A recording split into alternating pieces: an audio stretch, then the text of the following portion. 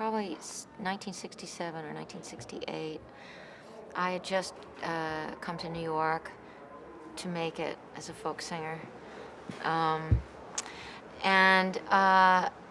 saw Townes at a little club that I actually did some playing at called Gertie's Folk City, which had been the place where Dylan had played, but all that had been a few years earlier, and it kind of subsided. The folk scene had kind of subsided, and I saw, I would just go down there and just to see who was playing, and this guy stood up there and sang. He had something about Hank Williams in him, a certain high lonesome sound in his voice, but his lyrics had a poetry and evoked a kind of landscape that I'd never heard anything like it before.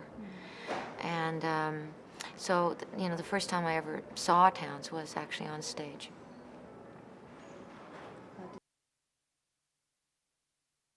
It's very hard to write a love song that doesn't get cloying or isn't too perky.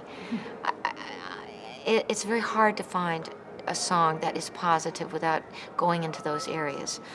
And If I Needed You, I think, is one of the most beautiful love songs. It's pledging something. It's a leap of faith, and it's just totally disarming, and you can believe in it. And I love the idea of it being sung as a conversation between a man and a woman.